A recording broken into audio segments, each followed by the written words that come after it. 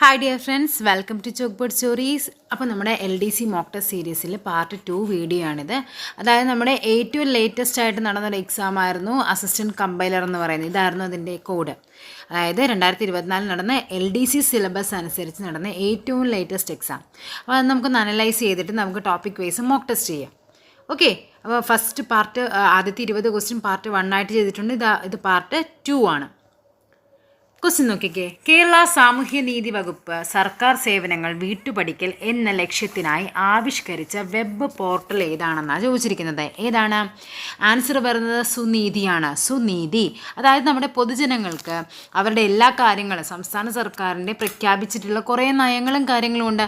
അവയെല്ലാം എന്ത് ചെയ്യുന്നുണ്ട്? ഒരു പോർട്ടൽ വഴി നമുക്ക് അപ്ലൈ ചെയ്യാനായിട്ട് നമ്മുടെ അപേക്ഷകൾ ഓൺലൈനായിട്ട് സമർപ്പിക്കാൻ പറ്റും. അതിൻ്റെ എവിടെയും വരെ എത്തി അതിൻ്റെ പ്രോസസ്സ് എല്ലാം നമുക്ക് ഈ ഒരു വെബ് പോർട്ടൽ വഴി അറിയാൻ പറ്റും. അതായത് നമ്മുടെ സാമൂഹ്യനീതി വകുപ്പിന് വേണ്ടി CDIT ആണ് ഈ പ്രോസസ്സ്, ഈ ഒരു വെബ് പോർട്ടൽ രൂപകൽപ്പന ചെയ്തത് CDIT ആണ്. ഇനി എന്താണ് ജീവനം പദ്ധതി? ജീവനം പദ്ധതി എന്ന് പറഞ്ഞാൽ അതായത് കുറ്റകൃത്യങ്ങൾക്കിരയായിട്ടുള്ള അങ്ങനെ എന്തെങ്കിലും ഒരു കുറ്റകൃത്യം സംഭവിച്ച് മരണപ്പെട്ടവരുടെ ആശ്രിതർക്ക് വേണ്ടി നൽകുന്ന ഒരു ധനസഹായമാണ് എന്തെന്ന് പറയുന്നത്? ജീവനം പദ്ധതി എന്ന് പറയുന്നത്. അതായത് അവർക്ക് ഏകദേശം 20,000 രൂപ എന്ത് ചെയ്യുന്നുണ്ട്? സഹായം ലഭിക്കുന്നുണ്ട്. അതായത് നമ്മളൊരു കുറ്റകൃത്യം നടന്ന് അവർക്ക് എന്തെങ്കിലും ചിലപ്പോൾ സംഭവിക്കുക, അതായത് എന്തെങ്കിലും ശാരീരികമായി പരിക്കുകളേറ്റവർക്കോ അങ്ങനെയുള്ളവർക്ക് ഒരു ഉപജീവന മാർഗം കണ്ടെത്താനായിട്ട് സർക്കാർ ആവിഷ്കരിച്ചൊരു പദ്ധതിയായിരുന്നു എന്ത്? ജീവനം പദ്ധതി. അതായത് കുറ്റകൃത്യം നടന്നൊരു 5 വർഷത്തിനുള്ളിൽ എന്ത് ചെയ്യണം? ആനുകൂല്യത്തിന് നമ്മൾ അപേക്ഷ സമർപ്പിക്കുകയും വേണം. ഇനി എന്താണ് സമന്വയ പദ്ധതി എന്ന് പറഞ്ഞാൽ അതായത് പാതി വഴിയിൽ വിദ്യാഭ്യാസം സ്റ്റക്കായിപ്പോയ ട്രാൻസ്ജെൻഡേഴ്സിന് വേണ്ടിയിട്ടാണ്. പാതി വഴിയിൽ വിദ്യാഭ്യാസം ഉപേക്ഷിക്കേണ്ടി വന്ന ട്രാൻസ്ജെൻഡർ വിഭാഗത്തിൽ ഉള്ളവർക്ക് വേണ്ടി സംസ്ഥാന സാക്ഷരതാ മിഷൻ മുഖേന നടപ്പിലാക്കുന്ന ഒരു പദ്ധതിയാണ് എന്തെന്ന് പറയുന്നത്? സമന്വയ പദ്ധതി. ഇനി നെക്സ്റ്റ് എന്താണ്? മന്ദഹാസം പദ്ധതി. എന്താണ് മന്ദഹാസം എന്ന് പറഞ്ഞാൽ ദാരിദ്ര്യരേഖയ്ക്ക് താഴെ അർഹരായുള്ളവർക്ക് എന്ത് ചെയ്യണം? കൃത്രിമം. നന്നായിട്ട് ചിരിക്കണമെങ്കിൽ എന്ത് വേണം? നല്ല പല്ല് വേണം അല്ലേ? അപ്പോൾ എന്താണ്? കൃത്രിമം ദന്തനിര വെച്ചു കൊടുക്കുന്നൊരു പദ്ധതിയാണ് എന്തെന്ന് പറയുന്നത്? നമ്മുടെ മന്ദഹാസം പദ്ധതി എന്ന് പറയുന്നത്. Okay, next question. കുടുംബശ്രീകളിൽ നിന്നും തിരഞ്ഞെടുക്കപ്പെട്ട വനിതകൾക്ക് രംഗകലകളിൽ പരിശീലനം നൽകുന്ന പദ്ധതിയുടെ പേരെന്താണെന്ന്? എന്തായിരിക്കാം അത്? ഓപ്ഷൻ ബി രംഗശ്രീ എന്നാണ്. രംഗശ്രീ അതായത് സംസ്ഥാനത്തെ എല്ലാ CDS യൂണിറ്റുകളിലെ കമ്മ്യൂണിറ്റി ഡെവലപ്മെൻറ്റ് സൊസൈറ്റി, അതാണ് CDS എന്ന് പറഞ്ഞത്. അങ്ങനെ CDS തിയേറ്ററുകൾ ആരംഭിക്കുന്ന ലക്ഷ്യത്തോടു കൂടി കുടുംബശ്രീയിൽ നിന്ന് തിരഞ്ഞെടുക്കപ്പെട്ട വനിതകളെയാണ് എന്ത് ചെയ്യുന്നത്? ഈ തിയേറ്ററിൽ പരിശീലിപ്പിക്കുന്നത്. ആ ഒരു പരിപാടിയാണ് എന്ത് പറയുന്നത്? രംഗശ്രീ എന്ന് പറയുന്നത്. ഓക്കെ, ഇനി എന്താണ് സ്ത്രീപക്ഷ നവകേരളം എന്ന് പറഞ്ഞാൽ? സ്ത്രീധനത്തിനും സ്ത്രീകൾക്കെതിരായ അതിക്രമങ്ങൾക്കുമെതിരെയായ ബോധവൽക്കരണ സന്ദേശങ്ങൾ സമൂഹത്തിൻ്റെ എല്ലാ മേഖലകളിലേക്കും എത്തിക്കാനും അതുവഴി പൊതുസമൂഹത്തിൽ ഒരു ചിന്താഗതി കൊണ്ടുവരാനും കുടുംബശ്രീ ലക്ഷ്യം വെക്കുന്ന ഒരു ക്യാമ്പയിനാണ് എന്തെന്ന് പറയുന്നത്? സ്ത്രീപക്ഷ കേരളം എന്ന് പറയുന്നത്. നമ്മുടെ 2021 ഡിസംബർ 18 ആരാണ്? നമ്മുടെ പിണറായി വിജയനാണ് ഇത് ഉദ്ഘാടനം ചെയ്തത്. ഇതിൻ്റെ ജെൻഡർ ക്യാമ്പയിനിങ്ങിൻ്റെ അംബാസിഡർ എന്ന് പറയുന്നത് ആരാണ്? നിമിഷ സജയനാണ്. നിമിഷ സജയൻ ആണ് ഇതിൻ്റെ അംബാസിഡർ എന്ന് പറയുന്നത്. അപ്പോൾ എന്താണ് സ്ത്രീപക്ഷ നവകേരളം എന്ന് പറഞ്ഞാൽ? സ്ത്രീധനത്തിനെതിരെയും സ്ത്രീകൾക്കെതിരായ അതിക്രമങ്ങൾക്കെതിരെയുമാണ്.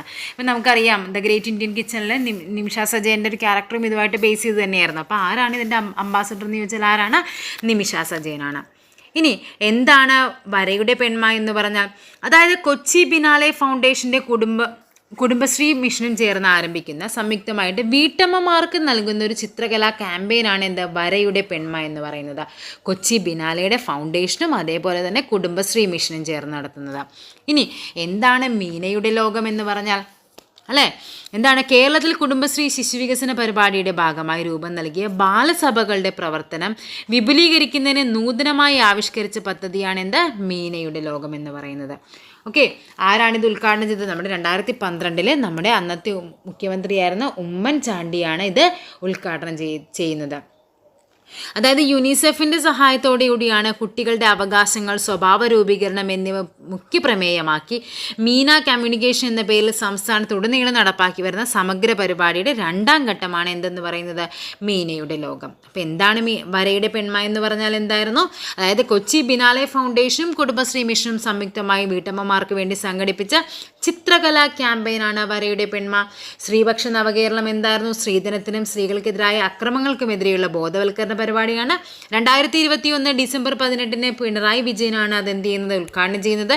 അതിൻ്റെ ബ്രാൻഡ് അംബാസിഡർ എന്ന് പറയുന്നത് നിമിഷ സജയനാണ്. രംഗശ്രീ എന്തായിരുന്നു? കുടുംബശ്രീകളിൽ നിന്ന് തിരഞ്ഞെടുക്കപ്പെട്ട വനിതകൾക്ക് രംഗകലകളിൽ പരിശീലനം നൽകുന്നതാണ് രംഗശ്രീ എന്ന് പറയുന്നത്. അഡ്വക്കേറ്റ് ജനറലുമായി ബന്ധപ്പെട്ട് തെറ്റായ വസ്തുതകൾ എന്തെല്ലാം? സംസ്ഥാന ഗവൺമെന്റിന് നിയമോപദേശം നൽകുക എന്നതാണ് അഡ്വക്കേറ്റ് ജനറലിന്റെ ചുമതല. ഇത് ശരിയാണ്. അഡ്വക്കേറ്റ് ജനറലിന് നിയമസഭാ യോഗങ്ങളിൽ പങ്കെടുക്കുവാനും സംസാരിക്കാവുന്നതുമാണ്. ഇതും ശരിയായ പ്രസ്താവനയാണ്. ഇപ്പോഴത്തെ അഡ്വക്കേറ്റ് ജനറൽ ശ്രീ കെ ഗോപാലകൃഷ്ണക്കുറുപ്പാണ്. ഇതും ശരിയാണ്. അഡ്വക്കേറ്റ് ജനറലിന് നിയമസഭയിലെ വോട്ടെടുപ്പിൽ വോട്ട് ചെയ്യാൻ കഴിയില്ല. അവർക്കവിടെ സംസാരിക്കാം, അവിടെ പങ്കെടുക്കാം, എന്ത് വേണമെങ്കിലും ചെയ്യാം. പക്ഷേ അവർക്ക് എന്ത് പറ്റില്ല? വോട്ട് ചെയ്യാൻ കഴിയില്ല. ഇതും ശരിയാണ്. നമ്മളോട് ചോദിച്ചിരിക്കുന്നത് എന്താണ്? തെറ്റായ വസ്തുത. അപ്പം എന്താണ്? ഇവയൊന്നുമല്ല. ബാക്കിയെല്ലാം എന്താണ്? ശരിയായ വസ്തുതയാണ്. ഓക്കെ, ആദ്യത്തെ അഡ്വക്കേറ്റ് ജനറൽ ആരായിരുന്നു? നമ്മുടെ ആദ്യത്തെ അഡ്വക്കേറ്റ് ജനറൽ ആയിരുന്നു KV സൂര്യനാരായണ അയ്യർ. ഓക്കെ, ഏത് വർഷമായിരിക്കാം? 1956 നമുക്ക് ഇത് കിട്ടുന്നത്, കേരളപ്പിറവി. അപ്പോൾ 1957 കേരളത്തിലെ ആദ്യത്തെ അഡ്വക്കേറ്റ് ജനറൽ വരുന്നത്. ഇപ്പോഴത്തേതാണ് ആര്? കെ ഗോപാലകൃഷ്ണക്കുറുപ്പാണ്. Okay, next question. താഴെ കൊടുത്തിരിക്കുന്നതിൽ ഏത് മൗലികാവകാശത്തിന് വേണ്ടിയാണ് നിയമവാഴ്ച എന്ന ആശയം ബ്രിട്ടീഷ് ഭരണഘടനയിൽ നിന്നും ഭരണഘടനാ നിർമ്മാണ സമിതി എന്ത് ചെയ്തത്? സ്വീകരിച്ചിരിക്കുന്നത്?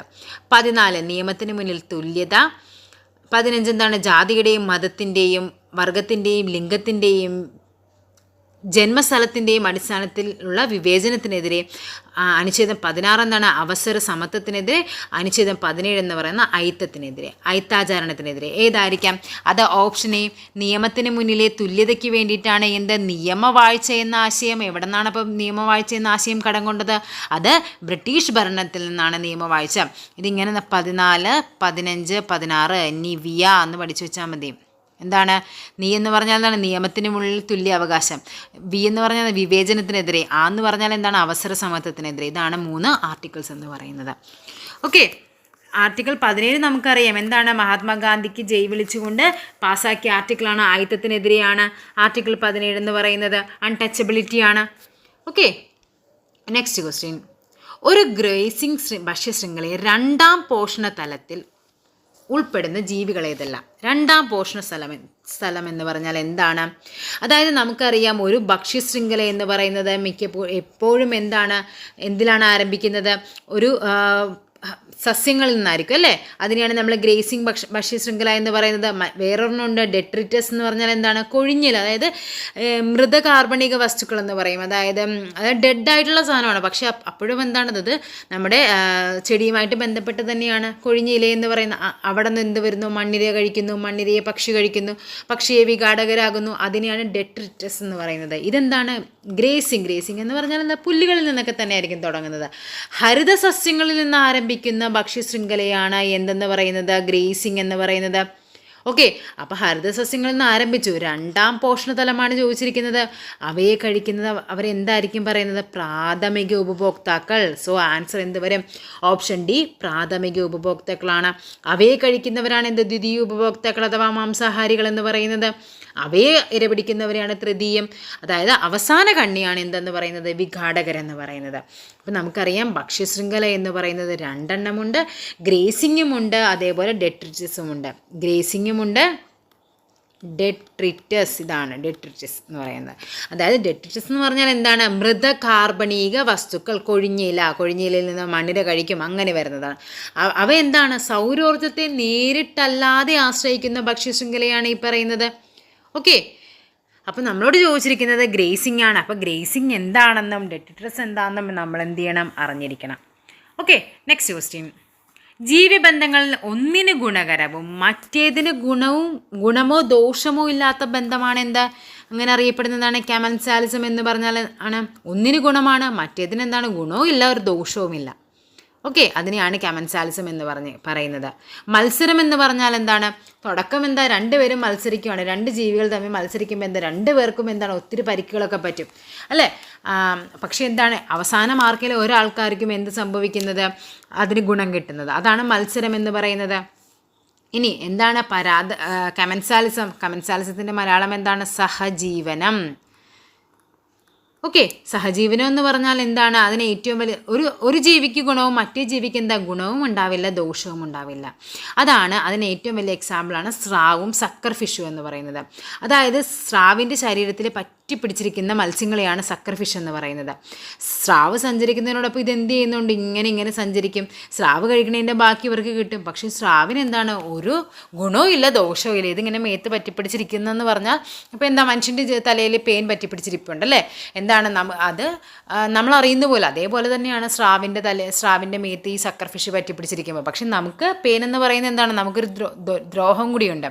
ഇതങ്ങനെയല്ല, സ്രാവിന് ഗുണവും ഇല്ല, ദോഷവും ഇല്ല. പക്ഷേ സക്കർ ഫിഷിന് എന്ത് കിട്ടുന്നുണ്ട്, താമസിക്കാനുള്ള സ്ഥലവും കിട്ടുന്നുണ്ട്, ഫുഡും കിട്ടുന്നുണ്ട്. അതിനെയാണ് സഹജീവനം എന്ന് പറയുന്നത്. ഇനി എന്താണ് പരാദജീവനം എന്ന് പറഞ്ഞാൽ, ഒന്നിന് ഗുണവും മറ്റേതിന് ദോഷകരവുമായിരിക്കും. ഒന്നിന് ഗുണവുമായിരിക്കും, മറ്റേതിന് ദോഷവുമായിരിക്കും. അതായത് ഇപ്പോൾ നമ്മൾ പറയാം ഇത്തിൽക്കണ്ണി എന്നൊക്കെ പറയും. ഇത്തിൽക്കണ്ണി എന്താണ്, അവയ്ക്ക് ഇത്തിൽക്കണ്ണിക്ക് എപ്പോഴും ഗുണമാണ്. കാര്യം എന്താ, താമസിക്കാൻ സ്ഥലം കിട്ടുന്നുണ്ട്, ഫുഡ് കിട്ടുന്നുണ്ട്, എല്ലാം വലിച്ചെടുക്കാം. പക്ഷേ ഇത്തിക്കണ്ണി പിടിച്ചിരിക്കുന്ന മാവാണെങ്കിലോ, മാവ് എന്ത് ചെയ്യും, മാവ് ഉണ്ടാക്കുന്ന ഭക്ഷണം മുഴുവൻ ഇത്തിക്കണ്ണി വലിച്ചെടുക്കും. സ്വാഭാവികമായിട്ട് മാവ് പതിയെ ഉണങ്ങാൻ വരും. ഓക്കെ, എന്താണപ്പം മ്യൂച്വലിസം അഥവാ സഹോപകാരിത എന്ന് പറഞ്ഞാൽ? അതായത് രണ്ട് ജീവികൾക്കും എന്താണ്, ഗുണമാണ്. ഓക്കെ, രണ്ട് ജീവികൾക്കും ഗുണമാണെങ്കിലാണ് അതിനെ മ്യൂച്വലിസം എന്ന് പറയുന്നത്. അതിന് ഏറ്റവും വലിയ എക്സാമ്പിളാണ് നമ്മുടെ മനുഷ്യനും ലാക്ടോബാസിലസ് ബാക്ടീരിയ എന്ന് പറയും. ലാക്ടോബാസിലസ് എന്ന് പറഞ്ഞാൽ എന്താണ്, നമ്മുടെ തൈര് കഴിക്കുമ്പോഴേക്കും, തൈരിൻ്റെ ഉള്ളിലെ ബാക്ടീരിയയാണ് ലാക്ടോബാസിലസ് എന്ന് പറഞ്ഞാൽ. ഇത് നമ്മുടെ ശരീരത്തിൽ ഉള്ളിലേക്ക് വന്നു കഴിഞ്ഞാൽ എന്ത് സംഭവിക്കും, അത് നമ്മുടെ ശരീരത്തിനുള്ളിൽ ദഹനത്തെ സ്പീഡാക്കും.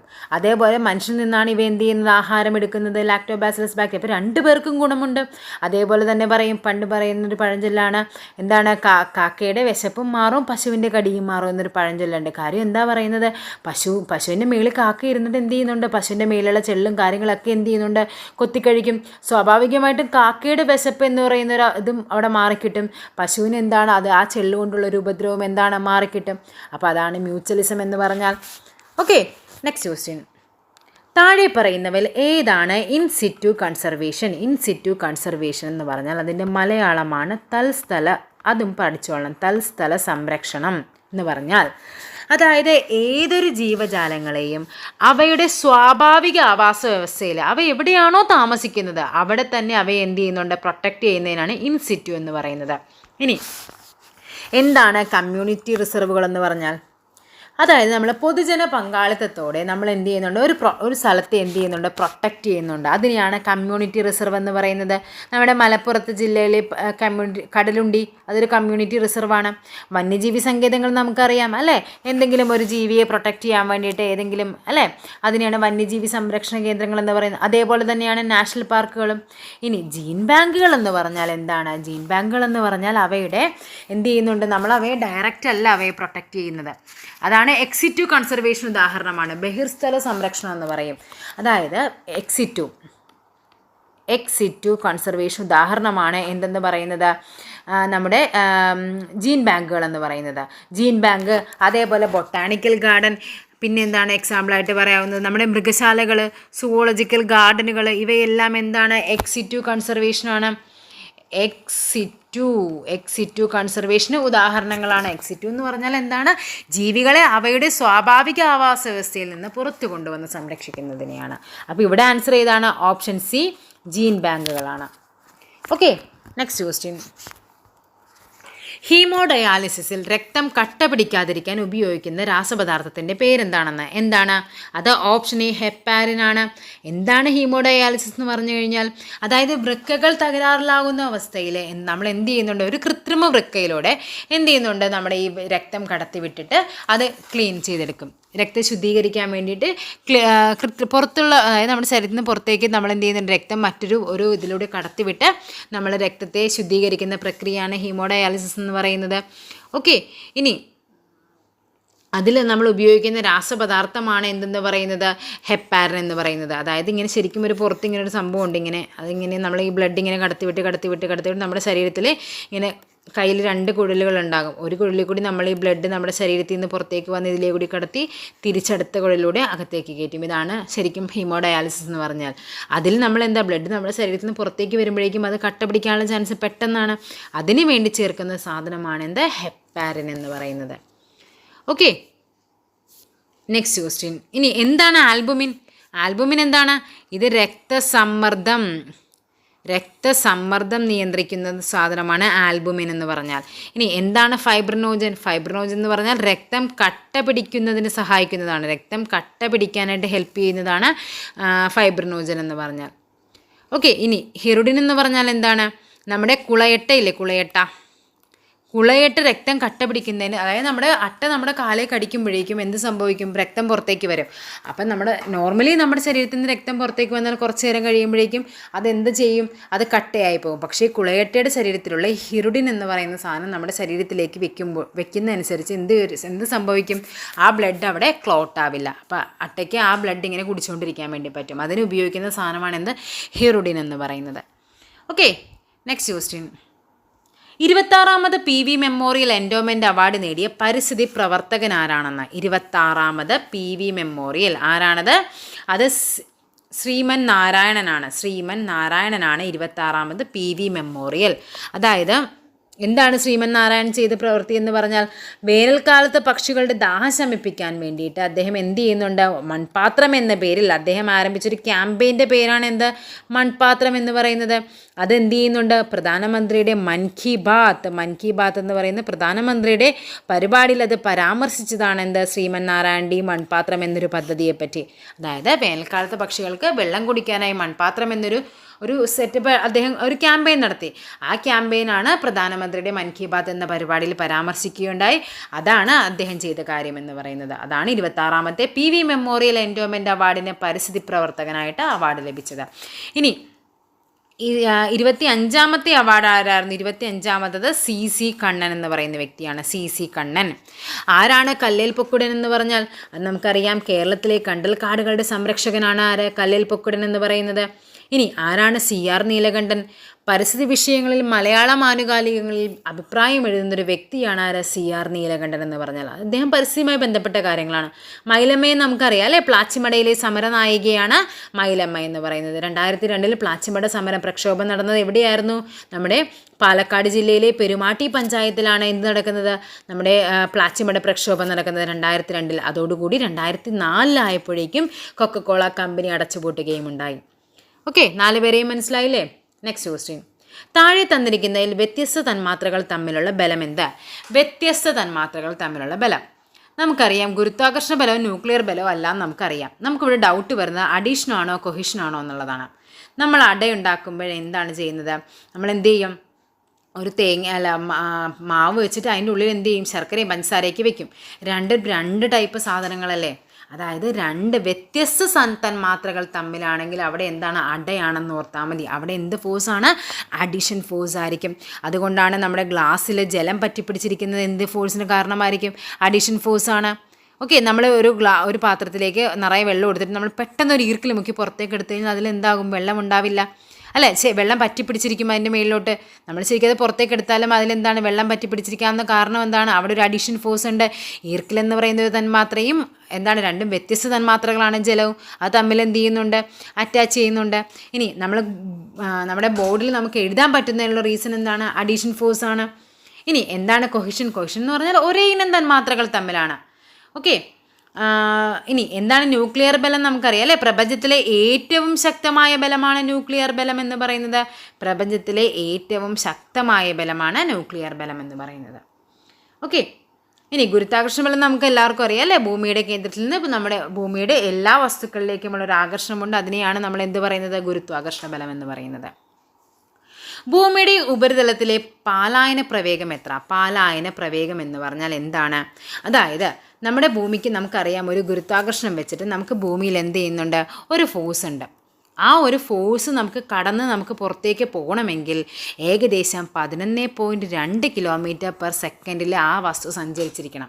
അത്രയും, അതായത് ഒരു സെക്കൻഡിൽ 11.2 കിലോമീറ്റർ സഞ്ചരിച്ചാലാണ് ആ വസ്തുവിന് ഭൂമിയുടെ ഗുരുത്വാകർഷണ വലയത്തിൽ നിന്ന് പുറപ്പെട്ട് അതിൽ നിന്ന് പോയി അത് ആ ഒരു ഫോഴ്സ് ഓഫ് അട്രാക്ഷനിൽ നിന്ന് അതിന് രക്ഷപ്പെടാനായിട്ട് പറ്റുള്ളൂ.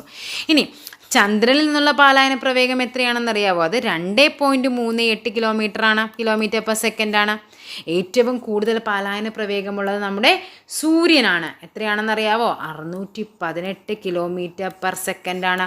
ഒരു സെക്കൻഡിൽ 618 കിലോമീറ്റർ സ്പീഡിൽ പോയാലേ സൂര്യൻ്റെ ആ ഒരു ഫോഴ്സ് ഓഫ് അട്രാക്ഷനിൽ നിന്ന് ആ വസ്തുവിന് പുറത്തേക്ക് കടക്കാനായിട്ട് പറ്റുള്ളൂ. അല്ലെങ്കിൽ തിരിച്ച് എന്ത് സംഭവിക്കും?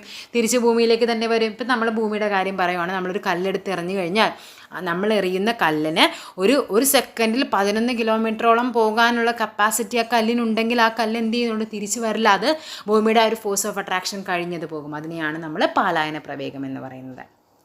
മൂന്നാം വർഗ ഉത്തോലകത്തിന് ഉദാഹരണം ഏത്? എന്താണ് മൂന്നാം വർഗ ഉത്തോലകം? ഒന്നാം വർഗം, രണ്ടാം വർഗം, മൂന്നാം വർഗം എന്നൊക്കെ പറഞ്ഞിട്ടല്ലേ? അതിൻ്റെ ആൻസർ വരുന്നത് ഓപ്ഷൻ ഡി, ചവണയാണ്. അതായത് ഉത്തോലകങ്ങൾ മെയിനായിട്ട് 3 എണ്ണമുണ്ട്. എന്താണ് ഒന്നാം വർഗം എന്ന് പറഞ്ഞാൽ? എന്താണ് നമ്മുടെ കപ്പി, നെയിൽ പുള്ളർ, സീസോ, ത്രാസൊക്കെ എന്താണ്? ഒന്നാം വർഗ ഉത്തോലകമാണ്. ഇനി രണ്ടാം വർഗം എന്ന് പറഞ്ഞാൽ എന്താണ്? രണ്ടാം വർഗം എന്ന് പറഞ്ഞാൽ പാക്ക് വെട്ടി, വീൽ ബാരോ, അതൊക്കെ എന്താണ്? രണ്ടാം വർഗമാണ്. നാരങ്ങ ഞെക്കിയൊക്കെ മൂന്നാം വർഗമാണ്. എന്ത് പറയുന്നത്? ചവണയുണ്ട്, ഐസ്റ്റോങ്സ് ഉണ്ട്, ചൂണ്ടയൊക്കെ മൂന്നാം വർഗ ഉത്തോലകമാണ്. ഓരോന്നും എന്താണ് ഉത്തോലകം എന്നൊക്കെ നമുക്ക് ഡീറ്റെയിൽ ആയിട്ട് ക്ലാസ് ചെയ്യാം. ചന്ദ്രനിൽ പേടകം വിജയകരമായി ഇറക്കിയ 4ാമത്തെ രാജ്യമേത്? 4ാമത്തെ രാജ്യമാണ് നമ്മുടെ ഇന്ത്യ എന്ന് പറയുന്നത്. ഏതായിരുന്നു? ചന്ദ്രയാൻ ദൗത്യം അല്ലേ? അതായത് ചന്ദ്രയാൻ ദൗത്യം എന്നായിരുന്നു ഇന്ത്യയുടെ ചന്ദ്രയാൻ ദൗത്യം നടന്നത്? ചന്ദ്രയാൻ 1 എന്നായിരുന്നു?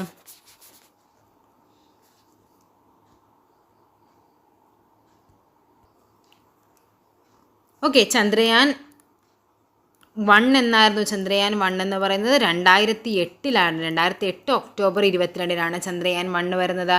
ഇനി അത് തന്നെ ചന്ദ്രയാൻ 2 ആകുമ്പോഴേക്കും എന്നാണ്? ചന്ദ്രയാൻ 2 വരുമ്പോഴേക്കും അത് 2019 ജൂലൈ 22. ഓക്കെ, ചന്ദ്രയാൻ 3 എന്നാണ്? അത് 2023 ജൂലൈ 14 ചന്ദ്രയാൻ 3. അതിൻ്റെ പ്രോജക്റ്റ് ഡയറക്ടർ ആരായിരുന്നു? അത് പി വീരമുത്തുവേലായിരുന്നു കേട്ടോ. പി വീരമുത്തുവേലായിരുന്നു ചന്ദ്രയാൻ 3യുടെ പ്രോജക്റ്റ് ഡയറക്ടർ എന്ന് പറയുന്നത്. ഇനി ആദ്യ 3 രാജ്യങ്ങൾ ഏതൊക്കെയാണ്? ഇതാണ് USA ഒന്നാമത്തത്, റഷ്യ, ചൈന. ഇതായിരുന്നു ആദ്യ 3 രാജ്യങ്ങൾ. USA, Russia, China. 4ാമത്തതാണ് നമ്മുടെ ഇന്ത്യ വരുന്നത്. ഒരു ആംഫോട്ടറിക് ഓക്സൈഡിന് ഉദാഹരണമാണ് SO2, NO2, zinc oxide, calcium oxide. എന്താണ് ആംഫോട്ടറിക് എന്ന് പറഞ്ഞു കഴിഞ്ഞാൽ? ആംഫോട്ടറിക് എന്ന് പറഞ്ഞാൽ അവ ആസിഡിൻ്റെയും അതേപോലെ ബേസിൻ്റെയും രണ്ടിൻ്റെയും സ്വഭാവം കാണിക്കുന്നവയാണ് ആംഫോട്ടറിക് എന്ന് പറയുന്നത്. അത് നമ്മുടെ ഓപ്ഷൻ സി, സിങ്ക് ഓക്സൈഡാണ്. കുറച്ച് എക്സാമ്പിൾ പഠിച്ചു വെച്ചോ. Al2O3 അലൂമിനിയം ഓക്സൈഡ്, അതേപോലെ ലെഡ് ഓക്സൈഡ്, ഇവയൊക്കെ എന്താണ്? ആംഫോട്ടറിക് ഓക്സൈഡിന് ഉദാഹരണമാണ്. അപ്പോൾ എന്താണ് ആംഫോട്ടറിക് എന്ന് പറഞ്ഞാൽ? ആസിഡിൻ്റെയും ബേസിൻ്റെയും സ്വഭാവം കാണിക്കുന്നുണ്ട്. സിങ്ക് ഓക്സൈഡും അലൂമിനിയം ഓക്സൈഡും അതേപോലെ തന്നെ ലെഡ് ഓക്സൈഡും വരും. നെക്സ്റ്റ് ക്വസ്റ്റ്യൻ, കപട സംക്രമണ മൂലകം ഇവയിൽ ഏതാണ്? കപട സംക്രമണ മൂലകം എന്ന് പറഞ്ഞാൽ എന്താണ്? നെക്സ്റ്റ് ക്വസ്റ്റ്യൻ, എന്താണ് കപട സംക്രമണ മൂലകം? ഇവയിൽ ഏതാണെന്നാണ് ചോദിച്ചിരിക്കുന്നത്. ഇവയിൽ വരുന്നത് ഏതാണ്? അത് Hg ആണ്, മെർക്കുറിയാണ്. അതായത് സിങ്ക്, അതേപോലെ തന്നെ കാഡ്മിയം, പിന്നെ വരുന്നത് നമ്മുടെ മെർക്കുറി. കാഡ്മിയം എന്ന് പറഞ്ഞാൽ CD ആണ്, സിങ്ക് Zn, മെർക്കുറി എന്ന് പറഞ്ഞാൽ Hg. ഇത് 3മാണ് നമ്മൾ കപട സംക്രമണ മൂലകം എന്ന് പറയുന്നത്. അതെന്താണെന്നും ഡീറ്റെയിൽ ആയിട്ട് നമുക്ക് അടുത്ത ക്ലാസ്സിൽ പറഞ്ഞു തരാം. നെക്സ്റ്റ് ക്വസ്റ്റ്യൻ എന്താണെന്ന് നോക്കിക്കേ. ഈ ഗ്രാഫ് ഏത് വാതക നിയമത്തെയാണ് സൂചിപ്പിക്കുന്നതെന്ന്? ഇത് സൂചിപ്പിക്കുന്നത് ഓപ്ഷൻ എ, ബോയിൽ നിയമമാണ്. എന്താണ് ബോയിൽ നിയമം എന്ന് പറഞ്ഞാൽ? നമുക്കറിയാം, താപനില സ്ഥിരമായിരിക്കുമ്പോൾ എന്താണ് പറയുന്നത്? ഒരു നിശ്ചിത മാസവാതകത്തിൻ്റെ വ്യാപ്തവും വ്യാപ്തം വോളിയവും മർദ്ദവും വിപരീത അനുപാതത്തിലായിരിക്കും. ഇത് നേരെ ഇങ്ങോട്ട് കൊണ്ടുവന്ന VP എന്ന് പറയുന്നത് എന്താണ്? കോൺസ്റ്റൻ്റ് ആണ്. അതാണ് ഈ തന്നിരിക്കുന്നത്. അതായത് ബോയിൽ നിയമമാണ് ഈ തന്നിരിക്കുന്ന ഗ്രാഫ്. ബോയിൽ നിയമം, ചാൾസ് നിയമം, അവോഗാഡ്രോ നിയമം, ഗേ-ലൂസാക്ക് ഇതൊക്കെ എന്ത് ചെയ്യുന്നുണ്ട്? നമുക്ക് പഠിക്കാനുള്ളതാണ്. Okay, next question. ശക്തിയേറിയതും ഭാരമില്ലാത്തതുമായ കാന്തങ്ങൾ നിർമ്മിക്കാൻ ഇന്ന് വ്യാപകമായി ഉപയോഗിക്കുന്ന ഒരു ലോഹമാണ് എന്താ? നിയോഡിമിയം എന്ന് പറയുന്നത്. എന്താണ്? ഏറ്റവും വ്യാപകമായിട്ട് നമുക്കിന്ന് ഉപയോഗിക്കുന്ന അപൂർവ എർത്ത് മാഗ്നറ്റാണ് എന്തെന്ന് പറയുന്നത്? നിയോഡിമിയം എന്ന് പറയുന്നത്. ഇരുമ്പ്, ബോറോൺ എന്നിവയുടെ അലോയിൽ നിന്ന് നിർമ്മിച്ച സ്ഥിരകാന്തമാണ് എന്തെന്ന് പറയുന്നത്? നിയോഡിമിയം എന്ന് പറയുന്നത്. Okay, next question. അയ്യങ്കാളിയെ സംബന്ധിച്ച് തെറ്റായ പ്രസ്താവന എന്താണ്? സാധുജന പരിപാലന സംഘം രൂപീകരിക്കുന്നുണ്ട്. ശരിയാണ്. തിരുവിതാംകൂർ ശ്രീമൂലം പ്രജാസഭയിൽ അംഗമായിരുന്നു. 1911 അദ്ദേഹം അംഗമാകുന്നത്. ശരിയാണ്. വില്ലുവണ്ടി സമരത്തിന് നേതൃത്വം നൽകുന്നുണ്ട്. അതും ശരിയാണ്. ഇനി തിരുവനന്തപുരം കണ്ണമ്മൂലയിൽ ജനിച്ചു. ആരാണ് കണ്ണമ്മൂലയിൽ ജനിച്ചത്? നമുക്കറിയാം, ചട്ടമ്പി സ്വാമികളാണ് തിരുവനന്തപുരം ജില്ലയിലെ കണ്ണമ്മൂലയിൽ ജനിക്കുന്നത്. ഓക്കെ, ഇനി അദ്ദേഹവുമായി ബന്ധപ്പെട്ട് വേറെ എന്തൊക്കെയാണ് നമുക്ക് പഠിക്കാനുള്ളത്? സാധുജന പരിപാലന സംഘം എന്നാണ്? 1907 സാധുജന പരിപാലന സംഘം രൂപീകരിക്കുന്നത്. ശ്രീമൂലം പ്രജാസഭയിൽ അംഗമാകുന്നത് 1911 ഡിസംബർ 5 ശ്രീമൂലം പ്രജാസഭയിൽ അംഗമാകുന്നത്. 1893 അദ്ദേഹം എന്ത് നടത്തുന്നത്? വില്ലുവണ്ടി സമരം നടത്തുന്നത്. അതായത് എവിടെ മുതൽ എവിടം വരെയായിരുന്നു? നമുക്കറിയാം, വെങ്ങാനൂർ മുതൽ തിരുവനന്തപുരം വരെയായിരുന്നു വില്ലുവണ്ടി സമരം. 1893 അദ്ദേഹം നടത്തുന്നത്. Okay, next question. Indian Olympics അസോസിയേഷൻ്റെ പ്രസിഡൻ്റായ ആദ്യ വനിത ഏത്? നമുക്കറിയാം, ഇത് കറണ്ട് അഫെയർ ആണ്. PT ഉഷയാണ് ആൻസർ. അതായത് ആദ്യത്തെ വനിതയും ആദ്യത്തെ മലയാളി വനിതയുമായിരുന്നു ആര്? PT ഉഷ എന്ന് പറയുന്നത്. PT ഉഷയുടെ ആത്മകഥ എന്താണ്? ആത്മകഥയാണ് ഗോൾഡൻ ഗേൾ എന്നറിയപ്പെടുന്നത്. Golden girl PT ഉഷയുടെ ആത്മകഥയാണ്. ഓക്കെ, ഇനി ആരൊക്കെയാണ്? അഞ്ജു ബോബി ജോർജ്. എന്തായിരുന്നു അഞ്ജു ബോബി ജോർജിൻ്റെ പ്രത്യേകത? നമുക്കറിയാം, കോമൺവെൽത്ത് ഗെയിംസിൽ എന്താണ് അത്ലറ്റിക്സിൽ മെഡൽ നേടിയ ആദ്യ ഇന്ത്യൻ വനിതയാണ് അഞ്ജു ബോബി ജോർജ് എന്ന് പറയുന്നത്. മേരികോമിനെ പറ്റി പഠിക്കാനായിട്ട് ഏറ്റവും ലേറ്റസ്റ്റ് ആയിട്ടുള്ള CA ആണ് എന്തെന്ന് പറയുന്നത്? അദ്ദേഹം മേരികോമാണ് ഈ അടുത്തുള്ള ഇൻ്റർനാഷണൽ ബോക്സിംഗ് അസോസിയേഷൻ്റെ ചാമ്പ്യൻസ് ആൻഡ് വെറ്ററൻസ് കമ്മിറ്റി ചെയർപേഴ്സണായി നിയമിതയായത് മേരികോമാണ്. ഇനി ആരാണ് അശ്വിനി പൊന്നപ്പ?